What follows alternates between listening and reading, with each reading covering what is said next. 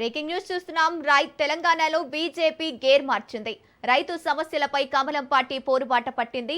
రైతు గోసా బీజేపీ భరోసా పేరుతో రేపటి నుంచి 3 రోజుల పాటు యాత్ర చేయనుంది. ధాన్యం కొనుగోలు కేంద్రాలను బీజేపీ నేతలు సందర్శించనున్నారు. బీజేపీ ఎంపీలు, ఎమ్మెల్యేలు, ఎమ్మెల్సీలు నిరసన తెలపనున్నారు. రైతులతో ముఖాముఖి కానున్నారు. ప్రభుత్వం వెంటనే ధాన్యం కొనుగోలు చేయాలని బీజేపీ నేతలు డిమాండ్ చేస్తున్నారు.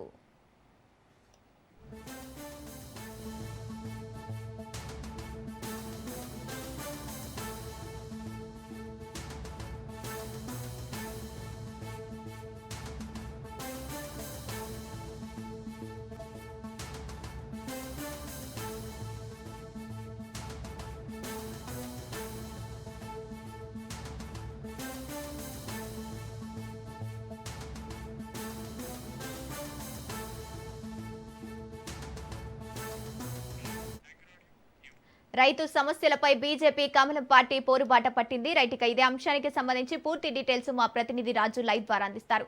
రాజు, చెప్పండి. రైతు గోసా బీజేపీ భరోసా పేరుతో 3 రోజుల పాటు పాదయాత్ర చేపట్టనున్నట్టు తెలుస్తోంది. దీనికి సంబంధించిన అప్డేట్స్ ఏంటి?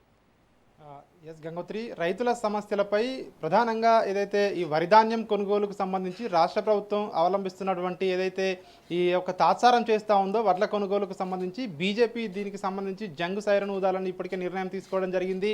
రేపటి నుంచి సోమవారం నుంచి 3 రోజుల పాటు కూడా ఈ రైతుల సమస్యలపై ఈ రైతుల వడ్ల కల్లాల దగ్గరికి, ఐకేపీ సెంటర్ల దగ్గరికి వెళ్ళి అక్కడి నుంచి రైతులతో నేరుగా ముఖాముఖి కాబోతా ఉన్నారు.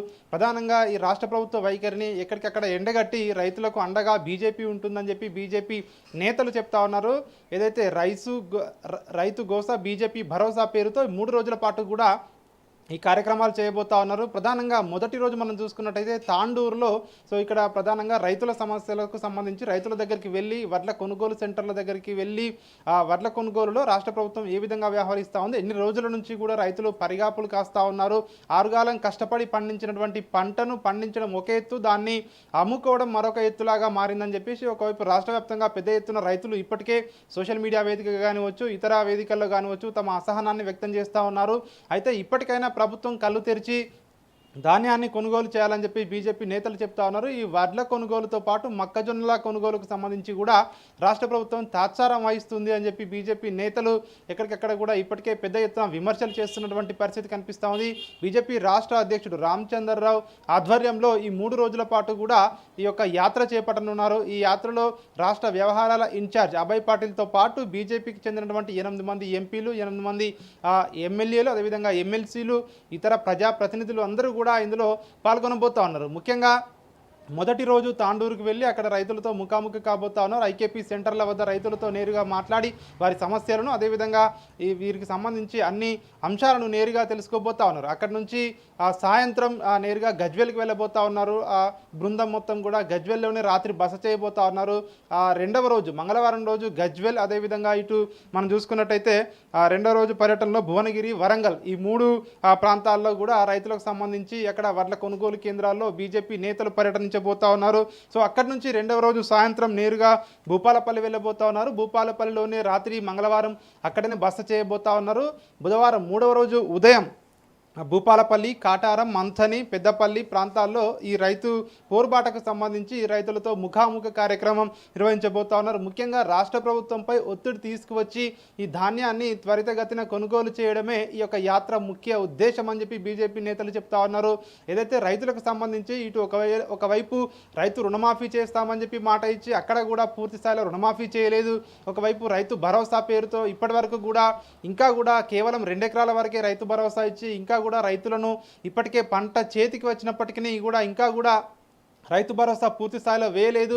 ఒకవైపు పంట పండించి రైతులు రోడ్లపై, కళ్ళాలపై కూడా ధాన్యం కుప్పలు పోసి అక్కడ పడిగాపులు కాస్తూ ఉన్నారు.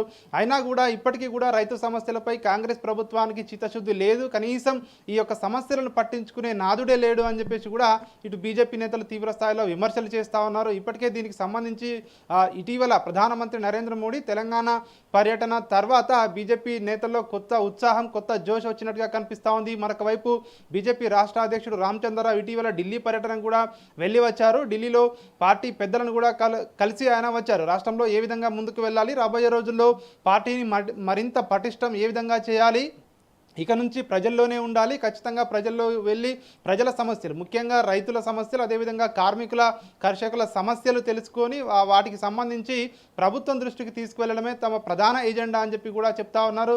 కాంగ్రెస్ ప్రభుత్వం అన్ని రంగాల్లో వైఫల్యం చెందింది, ప్రధానంగా రైతులకు సంబంధించి ఏ అంశంలో కూడా ఈ కాంగ్రెస్ ప్రభుత్వము సరిగా పనిచేయడం లేదు అని చెప్పేసి బీజేపీ అధ్యక్షుడు రామచంద్రరావు కూడా చెప్తున్న పరిస్థితి కనిపిస్తూ ఉంది.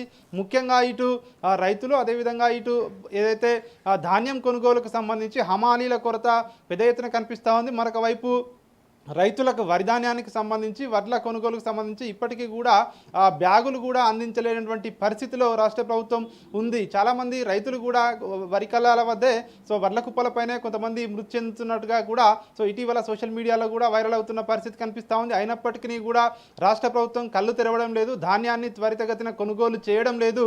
ధాన్యాన్ని త్వరితగతిన కొనుగోలు చేసి రైతుల ఖాతాల్లో డబ్బులు వేసే విధంగా కూడా ఇవంతా కూడా కార్యక్రమం జరిపించే విధంగా కూడా ఏదైతే రైతుల పక్షాన ఉండి ప్రభుత్వంపై పోరాటం చేస్తామని చెప్పి బీజేపీ నేతలు చెప్తా ఉన్నారు. రేపటి నుంచి ప్రారంభం కాబోయే ఈ యొక్క రైతు భరోసా యాత్ర ఏదైతే ఉందో ఈ యాత్రకు సంబంధించి ఇప్పటికే అన్ని ఏర్పాట్లు బీజేపీ పార్టీ అయితే చేయడం జరిగింది.